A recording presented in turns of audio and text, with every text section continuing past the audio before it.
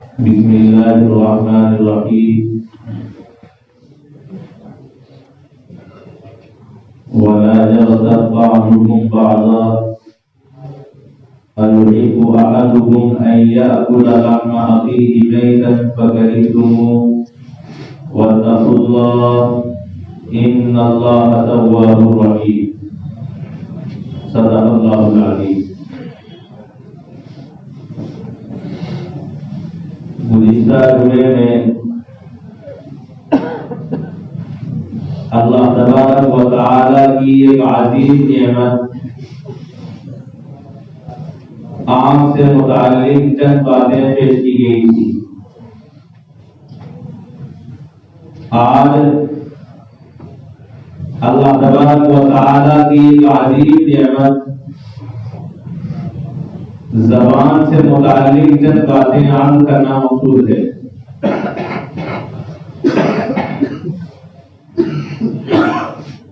آنکھ کا، زبان کا، کان کا انسان کو ہر اپنے اعضاء کا استعمال شریعت کے مطابق کرنا لازمی اور ضروری ہے.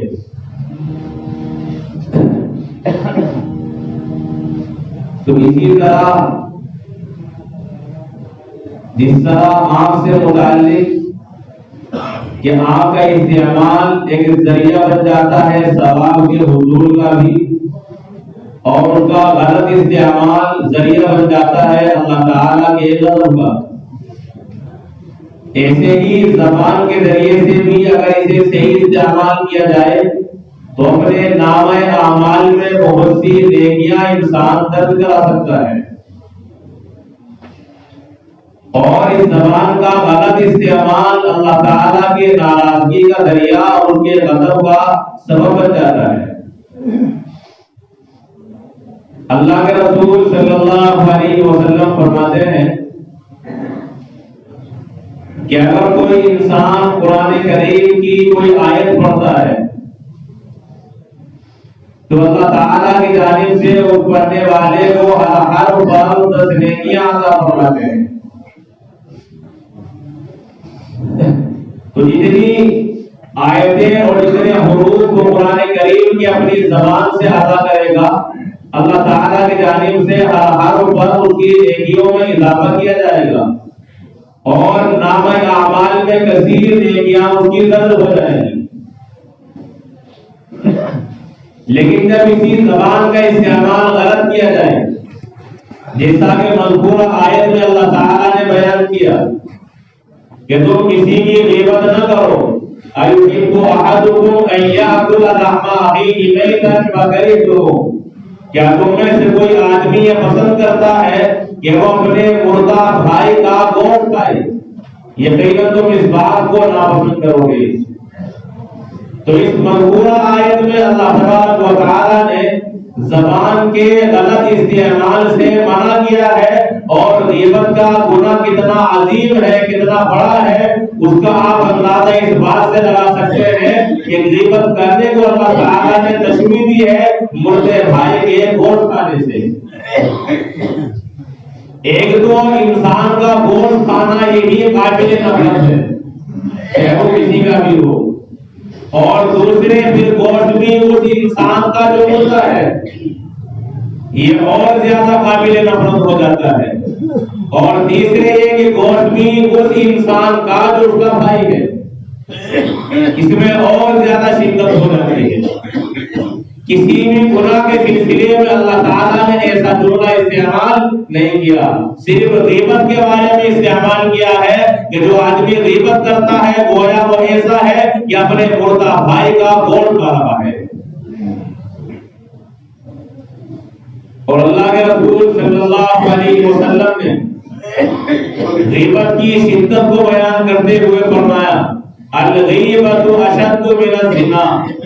کہ غیبت کرنا زنا سے بھی زیادہ سخت اور بڑا جرم ہے. اس لیے کہ جب انسان زنا کرتا ہے تو اس گناہ کا تعلق خود انسان کی ذات کے ساتھ ہوتا ہے. وہ جب بھی توبہ کرے گا اللہ کی جانب سے معاف کر دیا جائے گا، لیکن غیبت کا گناہ اتنا بڑا ہے کہ اگر وہ اللہ سے توبہ کرتا رہے، معافی مانگتا رہے اور مصلی کی سزا میں اس کی پیشانی پر نشان پڑ جائے تب بھی اللہ کی جانب سے معاف نہیں ہوگا۔ اس لیے کہ غیبت یہ بندے کا حق ہے، اس انسان نے بندے کے حق کو پامال کیا ہے، جب تک اس بندے سے معاف نہیں کرائے گا جس کی غیبت کی ہے اس وقت تک اللہ کی جانب سے بھی معاف نہیں کیا جائے گا۔ اس لیے کہ اس میں ایک مسلمان کی آبرو پر حملہ کیا گیا ہے۔ اللہ کے رسول صلی اللہ علیہ وسلم بیت اللہ کا طواف کرتے ہوئے فرماتے ہیں کہ تیری عظمت، تیرا تقدس بہت بڑا ہے، تیرے حرمت اعلیٰ معیار پر ہے، لیکن تجھ سے زیادہ حرمت انسان کی آبرو ہے، مسلمان کی آبرو پر حملہ کرنا اے بیت اللہ تجھ پر حملہ کرنے سے زیادہ سخت ہے۔ اگر کوئی آدمی بیت اللہ کی طرف غلط نظر اٹھا کر دیکھے تو تمام عالم اسلام بے تاب ہو جائے گا، اپنے گھروں سے نکل کھڑے ہوں گے، بڑے بڑے احتجاجات کیے جائیں گے اور دشمن کے مقابلے پر اپنی جانوں کو قربان کیا جائے گا۔ لیکن مسلمان کی جان، مسلمان کا مال اور مسلمان کی عزت و آبرو بیت اللہ کی حرمت سے بھی زیادہ ہے، لیکن اس سے بچنے کا نہ کوئی اہتمام ہے، نہ کوئی فکر ہے اور نہ معاشرے میں اسے برا خیال کیا جاتا ہے۔ تو اللہ کے رسول صلی اللہ علیہ وسلم نے کتنی شدت کے ساتھ اسے بیان فرما دیا کہ زنا سے بھی زیادہ سخت کسی مسلمان کی غیبت کرنا ہے۔ اور پھر غیبت کہتے کسے ہیں؟ رسول اکرم صلی اللہ علیہ وسلم نے اس سلسلے میں خود تشریح فرمائی ہے۔ آپ نے صحابہ سے سوال کیا جانتے ہو غیبت کیا ہے؟ صحابہ نے عرض کیا کہ آپ ہی بتائیے، ہمیں معلوم نہیں۔ اور صحابہ کرام کا رسول اللہ کے سوال کا جواب میں یہی طرح دعا کرتا تھا، اگر انہیں کسی بات کا علم ہوتا تب بھی اللہ کے رسول کے حوالے کر دیا کرتے تھے۔ تو اللہ کے رسول علیہ السلام نے فرمایا غیبت یہ ہے کہ اپنے کسی مسلمان بھائی کی پیٹھ پیچھے اس کی غیر موجودگی میں اس کے متعلق ایسی بات کہنا جو اسے ناگوار ہو، جو اس کی پریشانی کا ذریعہ بنے۔ رسول اللہ سے سوال کیا گیا کہ جو بات کہی جا رہی ہے اس کی غیر موجودگی میں اگر وہ اس کے اندر موجود ہو پھر بھی غیبت ہے؟ تو رسول اللہ نے فرمایا کہ جو اس کی غیر موجودگی میں بات کہی گئی ہے، جو اس کی عیب کو بیان کیا گیا ہے، وہ عیب اور برائی اس کے اندر ہے تبھی تو گناہ ہے غیبت کا۔ اور اگر اس کے اندر ہے ہی نہیں ہے، جھوٹ بولا جا رہا ہے، پھر یہ دوہرا مجرم ہو جاتا ہے، غیبت کا گناہ علیحدہ ہوگا اور بہتان کا گناہ علیحدہ ہوگا۔ اب دو گناہ ہو جاتے ہیں، یہ غیبت سے بھی زیادہ سخت ہو جاتا ہے۔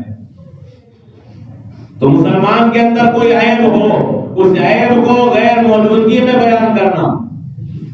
کہ جب اس بندے کو معلوم ہوگا کہ میری غیر موجودگی میں مجھے یہ کہا گیا ہے، اس کی پریشانی کا ذریعہ بنے گا، اسے ناگوار ہوگا، اسے رسول اللہ نے غیبت قرار دیا ہے۔ البتہ اگر کوئی انسان کوئی گناہ کرتا ہے عام طریقے سے کھلم کھلا، شراب پیتا ہے سب کے سامنے، اب ایسا گناہ جسے وہ کھلم کھلا کر رہا ہے، علن اعلان کر رہا ہے، اگر ایسی بات اس کی غیر موجودگی میں بیان کی جائے گی تو پھر غیبت کا گناہ نہیں ہوگا، اس لیے کہ یہ بات اسے ناگوار نہیں ہوگی۔ اگر اسے ناگوار ہوتی پھر وہ لوگوں سے چھپ کر گناہ کرتا، وہ شراب وغیرہ لوگوں سے چھپ کر پیتا، علن اعلان اس کا استعمال نہ کرتا، لیکن لوگوں کو اس کی شراب پینے کا علم ہو جائے اسے ناگوار نہیں ہے۔ اگر کوئی اس گناہ کو اس کی غیر موجودگی میں بیان کرے گا پھر غیبت کا گناہ نہیں ہوگا۔ ایسے ہی اگر کوئی انسان ہاتھ چالاک ہے، کوئی اس کے اندر ایسا عیب ہے جس کے ذریعے سے وہ لوگوں کو نقصان پہنچاتا ہے، تو دوسرے مسلمانوں کو اس کے عیب سے مطلع کرنا تاکہ وہ اس کے گناہ سے اور اس بندے کے مکر و فریب سے محفوظ ہو جائے، تو اس میں بھی غیبت کا گناہ نہیں ہوتا۔ جیسے کوئی انسان کسی سے معاملہ کرتا ہے، کوئی چیز لین دین کا معاملہ کر لیتا ہے، پھر اسے صحیح معنی میں ادا نہیں کرتا، کسی سے قرض لے لیتا ہے پھر ادا نہیں کرتا،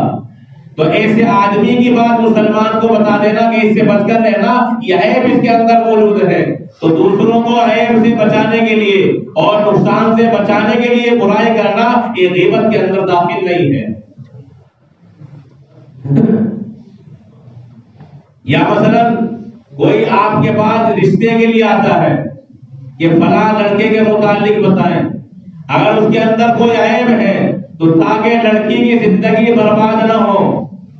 اس کی زندگی محفوظ رہے اور وہ تنگی سے بچے، اس لڑکے کا عیب ظاہر کر دینا کہ میں نے اس کے اندر یہ عیب دیکھا ہے تاکہ لڑکی محفوظ رہے، تو اس بات کو بیان کرنا بھی غیبت کے اندر داخل نہیں ہے۔ دوسرے مسلمان کو نقصان سے بچانے کے لیے کیا جا رہا ہے، ایک لڑکی کی زندگی کا مکمل سوال ہے۔ ایسے کوئی گروہ ہے یا کوئی ایک فرد ہے اور وہ کہیں منصوبہ بنا رہا ہے کسی کے قتل کرنے کا یا کسی کے مکان پر چوری اور ڈاکہ ڈالنے کا، اور کسی بندے کو معلوم ہو گیا ہے، تو اب اس آدمی کو تاکہ وہ قتل سے محفوظ رہے یا اس گھر والے کو جس کے گھر پر چوری کا منصوبہ بنایا گیا ہے پہلے ہی مطلع کر دینا کہ تمہارے گھر پر حملہ ہو سکتا ہے، یہ بھی غیبت کے اندر داخل نہیں ہے۔ یہاں پہ ایک دوسرے مسلمان کو نقصان سے اور مصیبت سے بچانے کے لیے کیا جا رہا ہے، تو کوئی آدمی کھلا گناہ کرے اس بات کو بیان کرنا یہ بھی غیبت کے اندر نہیں ہے، اور مسلمان کو نقصان سے بچانے کے لیے کسی آدمی کی بات کو ظاہر کر دینا یہ بھی غیبت کے اندر داخل نہیں ہے۔ لیکن ایک مسلمان کی عزت آبرو پر بغیر کسی فائدے کے بس اس آدمی کو رسوا کرنے کے لیے اس کے عیب کو اس کی غیر موجودگی میں ظاہر کرنا جو اسے ناگوار ہو، یہ غیبت ہے جس کو اللہ اور اس کے رسول نے سخت ترین گناہ قرار دیا ہے۔ اگر کسی آدمی سے یہ کہا جائے کہ یہ تو غیبت ہے تو ڈٹائی کے ساتھ کہتا کہ میں تو یہ بات اس کے منہ پر کہہ سکتا ہوں، وہ یہ سمجھتا ہے کہ منہ پر کہنا جائز ہے، حالانکہ منہ پر کہنا بھی اس وقت جائز ہے جبکہ وہ بندہ خیر خواہی میں کہہ رہا ہو، اور جب انسان خیر خواہی میں کوئی بات کہتا ہے تو اسے سرعام نیلام نہیں کرتا، اس بندے کی عزت اور آبرو کو عام مجمع میں نہیں اڑاتا، بلکہ خیر خواہ آدمی اسے تنہائی میں سمجھائے گا کہ یہ گناہ ہے، یہ اللہ تعالیٰ کی ناراضگی کا اور رسول اکرم علیہ السلام کی نافرمانی ہے، اس سے اجتناب کرو، پرہیز کرو، تو اس وقت جائز ہے۔ لیکن منہ پر کہنا جبکہ اسے رسوا کیا جا رہا ہو مجمع کے سامنے تو منہ پر کہنا بھی حرام ہو جاتا ہے، اسی لیے کہ اس کہنے میں کوئی خیر خواہی نہیں ہے بلکہ دوسرے مسلمان کی عزت پر اس کی آبرو پر حملہ کیا جا رہا ہے۔ تو غیر موجودگی میں کہنا یہ تو ناجائز ہے، سامنے کہنا بھی ناجائز ہے اگر اس کی خیر خواہی کے جذبے سے نہ کہا جا رہا ہو۔ بہرحال اللہ تبارک و تعالی نے اور اللہ کے رسول صلی اللہ علیہ وسلم نے مسلمان کو زبان استعمال کرنے کا کہاں استعمال کیا جانا چاہیے اور کہاں استعمال نہیں ہونا چاہیے، یہ زبان سے متعلق مکمل تفصیلات شریعت کے اندر بیان کی گئی ہے، اس لیے اپنی زبان سے آپ نیک کام کریں۔ اگر آپ کے پاس خالی وقت ہے تو آپ ذکر کر سکتے ہیں، اللہ تبارک و تعالیٰ کے قرآن کی تلاوت کر سکتے ہیں، دوسرے مسلمان کو دین کی بات سمجھا سکتے ہیں، تو اس زبان کے ذریعے سے بہت بڑا فائدہ ثواب کا آپ کو حاصل ہو سکتا ہے۔ اور اسی زبان کو اگر غلط استعمال کیا جائے کسی پر بہتان لگایا جائے، کسی پر کی غیبت کی جائے، یا کسی انسان کے متعلق کوئی جھوٹی افواہ پھیلائی جائے، جھوٹ استعمال کیا جائے، پھر یہی زبان انسان پر لعنت کا سبب بن جاتی ہے اور غضب الہی کا ذریعہ بن جاتی ہے۔ اس لیے اپنی آنکھ کا، اپنی زبان کا اور اپنے بدن کے تمام حصوں کا صحیح استعمال کرو تاکہ اللہ تبارک و تعالیٰ کے غضب سے، اللہ کے غصے سے ہماری حفاظت ہو سکے۔ وما علینا الا البلاغ۔